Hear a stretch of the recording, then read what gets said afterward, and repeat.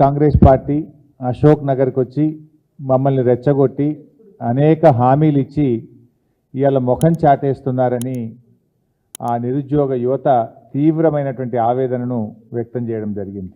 Planning board vice chairman Chinnareddy గారి కాళ్ళ మీద పడ్డా కూడా ఈ ప్రభుత్వానికి కనికరం లేదు, ఈ ప్రభుత్వం మమ్మల్ని మోసం చేసింది అని చెప్పి నిరుద్యోగ యువత ఇవాళ తీవ్రమైనటువంటి ఆందోళన వ్యక్తం చేస్తూ ఉన్నారు. అంటే ఈ ప్రభుత్వం తీరు ఎట్లా ఉందంటే ఓడదాటేదాకా ఓడమల్లప్ప, ఓడదాటినాక బోడమల్లప్ప వ్యవహారంలాగా ఈరోజు రాష్ట్రంలోని కాంగ్రెస్ ప్రభుత్వ వ్యవహార తీరు శైలి ఉన్నది. మరి తప్పకుండా రాబోయే రోజుల్లో తగిన గుణపాఠం కూడా చెప్తారు. ఇప్పటికైనా నేను ఒకటే కోరుతా ఉన్నా, బేషిజాలకు పోకండి, నిరుద్యోగ యువతకి ఇచ్చిన మాట నిలుపుకోండి. కాంగ్రెస్ నేతలు నేడు పాలకులుగా మారిన తర్వాత కనీసం వాటి ఊసే ఎత్తుతలేరు. ఇలా పరిస్థితి ఏంటంటే గ్రామాల్లో ఒక ప్రజాప్రతినిధిగా మేము ఊర్లలో తిరిగినప్పుడు పాపం అవ్వా తాతలు వచ్చి బిడ్డ ఏప్రిల్ నెల పింఛన్ వల్లేదు అని అడుగుతున్నారు, బిడ్డ మే నెల పింఛన్ రాలేదు అంటున్నారు. కేసీఆర్ ఉండగా నెల నెలా పింఛన్లు వస్తుంటే బిడ్డ బ్యాంకు చుట్టూ తిరిగి తిరిగి అలసిపోతున్నాము, బ్యాంకు దగ్గరికి పోతే పోస్ట్ ఆఫీస్ దగ్గరికి పోతే ఇంకా పింఛన్ వల్లేదు పో అంటున్నారు. ఇదేంది బిడ్డ అని అడుగుతూ ఉన్నారు ఈరోజు. ఆనాడేమో అవ్వా నీ పింఛన్ ఎంత, ఇక వస్తుంది ఇందిరమ్మ రాజ్యం డిసెంబర్ 9 4,000 పింఛన్ ఇస్తామని ఉదరగొట్టిరి. ఇప్పుడు కనీసం కేసీఆర్ గారు ఇచ్చిన ఆ 2,000 పెన్షన్ కూడా నెల నెల ఇవ్వని దుస్థితి ఇవాళ ఈ రాష్ట్రంలో నెలకొన్నది. ఇవాళ రెక్కాడితే డొక్కాడని వాళ్ళు గా 2,000 రూపాయలు వస్తే ఇంత మందు గోళీలో సూదీలకో ఇంత బుక్కడి అన్నం తిని బతికేటువంటి ఆ అభాగ్యుల పట్ల ఈ ప్రభుత్వానికి ఎందుకు అంత చిన్న చూపు అని నేను అడుగుతా ఉన్నా. కాంగ్రెస్ ప్రభుత్వం పేదల ప్రభుత్వం అని చెప్తున్నారు, ప్రజాపాలన అని చెప్తున్నారు. మరి ఆచరణలో ఏమైంది నీ ప్రజాపాలన? ఏమైంది? నీ పేదల ప్రభుత్వంలో ఈ పేదలైన అవ్వాతాతలు లేరా? నీ పేదల ప్రభుత్వంలో ఒంటరి మహిళలకు వితంతువులకు చోటు లేదా? వీళ్ళు పేదలు కాదా? ఈ పేదల పట్ల ఎందుకింత నిర్లక్ష్యం అని నేను అడుగుతా ఉన్నా ఈరోజు. ఇవాళ మీరు అక్కడ ఆంధ్రప్రదేశ్లో మనం చూసాం, పత్రికలు చదివాం మేము, 3 నెలలు retrospective effect, April May June నెలలకు సంబంధించిన 1,000 రూపాయలు కలిపి, జూన్ నెలలో ఇచ్చే 4,000 కలిపి 7,000 రూపాయల పెన్షన్ అవ్వాతాతలకు ఒకేసారి ఇస్తున్నాం. అంటే పాత 3 నెలలు కూడా ఇస్తాం అని పాత 3 నెలలు కలిపి ఇవాళ 7,000 రూపాయల పెన్షన్ను అక్కడ అవ్వాతాతలకు అందిస్తూ ఉన్నారు. మరి మీరు ఎప్పటి నుంచి ఇస్తారు? మీరు 6 నెలలైనా ఎందుకు ఇవ్వట్లేదు? ఇవాళ అందువల్ల ఇవాళ ఆంధ్రప్రదేశ్లో ఇచ్చిన విధంగా మీ ప్రభుత్వం డిసెంబర్లో వచ్చింది. డిసెంబర్ నుంచి ఇప్పటికి 6 నెలలు గడిచిపోయింది. అంటే 6 నెలల 12,000 రూపాయలు ప్రతి అవ్వాతాతకు, రాష్ట్రంలో వృద్ధులైన పేదలకు, ఆసరా పెన్షన్దారులకు ఒక్కొక్కరికి 12,000 రూపాయలు ఈ కాంగ్రెస్ ప్రభుత్వం బాకీ పడ్డది. ఆ 12,000 ప్లస్ ఈ జూన్లో ఇచ్చే 4,000 కలిపి 16,000 రూపాయల పెన్షన్ డబ్బులు ఈ ఆసరా పెన్షన్దారులకు ఇవ్వాలని చెప్పి బీఆర్ఎస్ పార్టీ పక్షాన్ని డిమాండ్ చేస్తున్నాం. నిన్న ఆశా వర్కర్లు వచ్చి వైద్య విధాన పరిషత్ ఆఫీసు ముట్టడిచ్చినట్టుగా టీవీల్లో పేపర్లో చూశాను. రాష్ట్ర ప్రభుత్వం ఏమో ప్రతి నెల 1వ తారీఖు వేతనం ఇస్తున్నామని రోజు ఉదరగొడుతున్నారు మంత్రులు.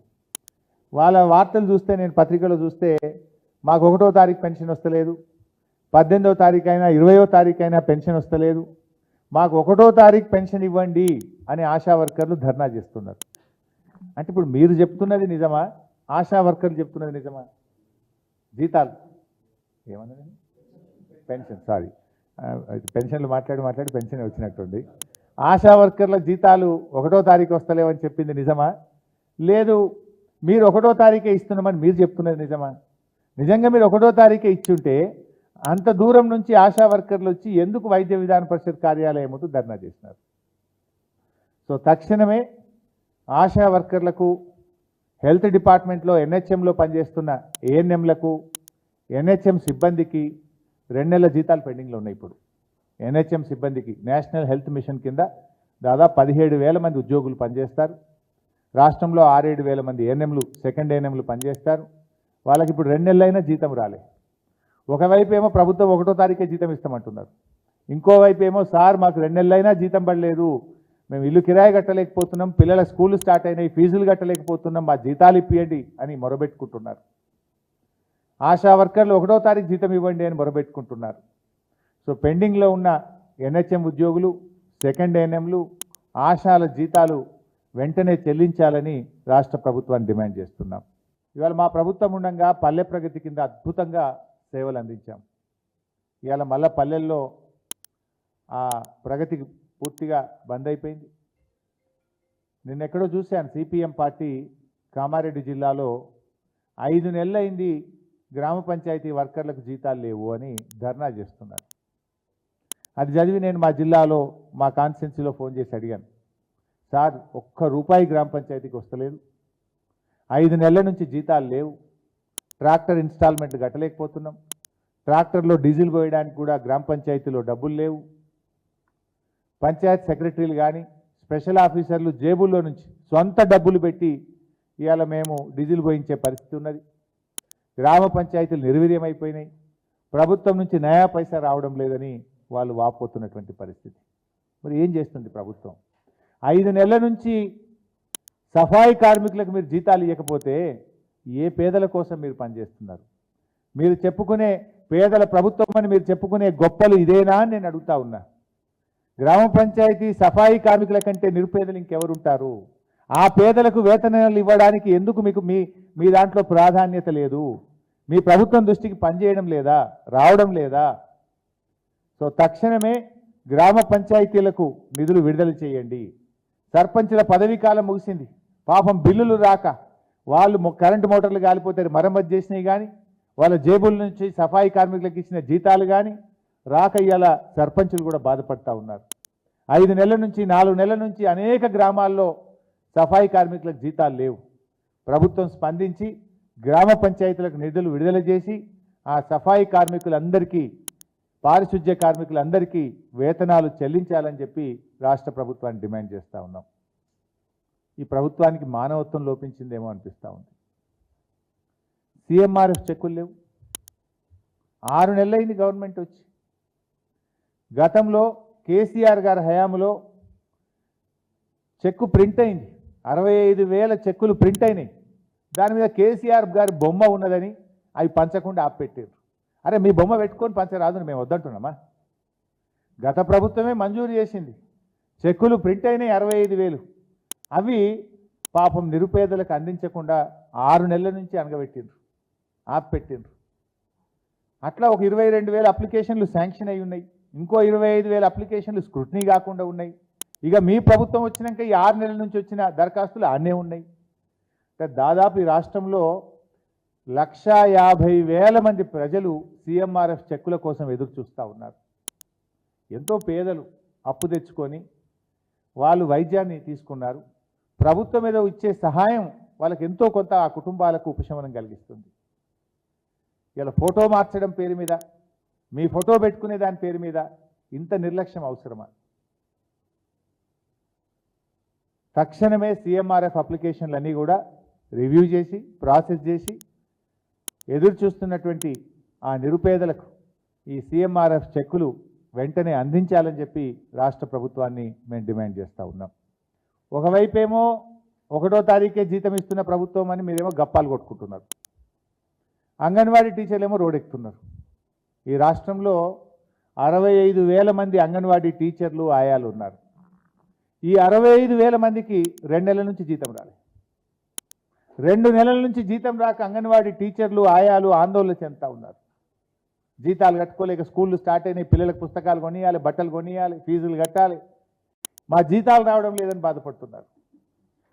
అంగన్వాడీ టీచర్లను వివిధ రకాల పనులు చెప్పి వేధిస్తూ ఉంది ప్రభుత్వం. మీరు ఇంటింటికి పోయి నల్లా సర్వేలు చేయండి, ఇంకో పని చేయండి, మీరు థంబ్ ఇంప్రెషన్ పెట్టండి. ఇలా అంగన్వాడీ టీచర్లను ఉసురు పోసుకుంటున్నారు, ఇబ్బంది పెడుతున్నారు. కేసీఆర్ గారేమో ఏ రోజు అంగన్వాడీ టీచర్లు 10 ఏళ్లలో రోడ్డెక్కి ధర్నా చేసిన పరిస్థితి కానీ, ఏ రోజు జీతం కోసం వాళ్ళు ఎదురు చూసిన పరిస్థితి లేకుండా ఈ దేశంలోనే అత్యధిక వేతనాలు చెల్లిస్తున్న రాష్ట్రాల్లో ఒక రాష్ట్రంగా తెలంగాణ రాష్ట్రాన్ని, మా అంగన్వాడీ టీచర్లను కేసీఆర్ గారు నిలిపారు. కానీ మీరేమో ఇచ్చే జీతం ఇస్తలేరు, ఓ జీతం పెంచుతామని చెప్పి మేనిఫెస్టోలో గొప్పగా చెప్పిండ్రు. అంగన్వాడీ టీచర్ల జీతం మేము పెంచుతాం, వాళ్ళకి స్కేల్ ఇస్తామని చెప్పిండ్రు. పెంచుడు మాట దేవుడెరుగు, ఇచ్చే జీతం కూడా ఇస్తలేరు. 2 నెలలే ఆ జీతం ఇయ్యక. తక్షణమే వాళ్ళ వేతనాలు చెల్లించండి. మేనిఫెస్టోలో చెప్పిన విధంగా అంగన్వాడీ టీచర్లకు ఆయాలకు వేతనాలు పెంచాలని చెప్పి రాష్ట్ర ప్రభుత్వాన్ని నేను డిమాండ్ చేస్తూ ఉన్నాం. విద్య అనేటువంటిది చాలా ముఖ్యమైనటువంటిది. ఇవాళ దేశంలో ఉన్న బీజేపీ ప్రభుత్వం యొక్క నిర్లక్ష్యం కారణంగా విద్య ఎట్లయితే సంపద బీజేపీ హయాంలో కొందరి చేతుల్లోకి పోయిందో, విద్య కూడా కొందరి చేతుల్లోకి వెళ్తున్న పరిస్థితి కనబడతా ఉంది. అత్యున్నత విలువైనటువంటి మెడికల్ విద్య ఇవాళ అంగట్లో సరికైపోయింది. నీట్ పరీక్ష నిర్వహణ లోపం వల్ల, వాళ్ళ వైఫల్యం వల్ల ఇవాళ 24 లక్షల మంది పిల్లలు, వారి తల్లిదండ్రులు తీవ్రమైనటువంటి ఆందోళనలో ఉన్నారు. దేశవ్యాప్తంగా 24 లక్షల మంది పిల్లలు ఈ నీట్ ఎగ్జామ్ రాశారు. ఇలా వాళ్ళందరూ కూడా టెన్షన్లో ఉన్నారు. వాస్తవానికి పిల్లలు 2 సంవత్సరాలు అహోరాత్రులు నిద్రాహారాలు మాని డాక్టర్ కావాలని ఎంతో కష్టపడి చదువుతారు. తల్లిదండ్రులు కూడా ఎంతో శ్రమిస్తారు ఆ పిల్లల కోసం. ఇవాళ అటువంటి పిల్లల భవిష్యత్తు మీద ఇవాళ నీడలు కమ్ముకున్న పరిస్థితి కనబడతారు. దేశవ్యాప్తంగా విద్యార్థులు రోడ్ల మీదకి వచ్చి ఆందోళన చేస్తూ ఉంటే ఇటు ప్రధానమంత్రి గారు కానీ అటు కేంద్ర మంత్రులు కానీ కనీసం నోరు కూడా విప్పడం లేదు, దీని మీద స్పందించడం లేదు. మన్ కీ బాత్లో తన బాత్ చెప్పేటువంటి ప్రధానమంత్రి గారు నీటి పైన ఏం చెప్తారో చెప్పాలి, స్పందించాలని చెప్పి కూడా మేము డిమాండ్ చేస్తూ ఉన్నాం. ఇక్కడ అనుమానం ఎందుకు కలుగుతుంది? గతంలో ఎప్పుడూ రాని విధంగా 67 మంది విద్యార్థులకు ఫస్ట్ ర్యాంక్ వచ్చింది. చరిత్రలో ఎప్పుడు రాలేదు. 67 మందికి ఫస్ట్ ర్యాంక్ వస్తుంది ఎక్కడన్నా? ఒకే సెంటర్లో ఎగ్జామ్ రాసిన 6 విద్యార్థులకు 720 మార్కులు వచ్చినాయి అంటే పేపర్ లీక్ అయిందనే వాదన ఇలా బలపడతా ఉంది. ఇక్కడ ఒకటే సెంటర్లో ఎట్లా వస్తాయి? 6 విద్యార్థులకు అసలు చరిత్రలో ఏ పరీక్షలోనైనా ఏ కాంపిటేటివ్ ఎగ్జామ్లోనైనా ఒక సెంటర్లో ఫుల్ మార్క్స్ వచ్చినటువంటి సంఘటన కానీ ఉదంతం కానీ ఎక్కడన్నా ఉన్నదా అని నేను అడుగుతా ఉన్నా. ఇంత స్పష్టంగా ఇంత గ్లేరింగ్గా కనబడతా ఉంటే ఇవాళ కేంద్ర ప్రభుత్వం నిమ్మకు నీరెత్తినట్టుగా వ్యవహరిస్తూ ఉన్నది. ఈ మధ్య సోషల్ మీడియాలో ఏమైందే, ఈ వ్యూస్ కోసం ఈ తంబులు అంటారట కదా వాటిని, నాకు కుదరదు, తంబునైల్స్ కోసం సెన్సేషనల్ హెడ్డింగ్స్ పెడుతున్నారు. హరీష్ రావు బీజేపీలోకి పోయిండని, హరీష్ రావు కాంగ్రెస్లోకి పోయిండని, ఇంకేందో అయిందని, వర్కింగ్ ప్రెసిడెంట్ అయిందని, ఇవన్నీ అనవసరంగా మీ వ్యూస్ కోసమో బ్రేకింగ్ల కోసమో ఇట్లా ఒక నాయకుడి నిబద్ధత మీద, ఒక నాయకుడిని క్రెడిబిలిటీని మీరు వాడుకోవడం అనేటువంటిది మంచిది కాదు. I appeal to all the media houses, particularly social media, ఇలాంటివి మానుకోండి. మీకు అంతా ఏదన్నా అనుమానం ఉంటే డైరెక్ట్గా నాతో మాట్లాడి పెట్టండి. కానీ ఇట్లా పెట్టడం ద్వారా ఏమవుతుందంటే లీడర్ క్రెడిబిలిటీని దెబ్బతీసేది మంచిది కాదు. నేను కూడా ఇంకా తప్పని పరిస్థితి, భవిష్యత్తులో ఇట్లాంటి రిపీట్ అయితే అవసరమైతే లీగల్ నోటీసులు ఇవ్వడానికి, చట్టపరమైన చర్యలకు కూడా వెనుకాడమని నేను వారికి తెలియజేస్తా ఉన్నా.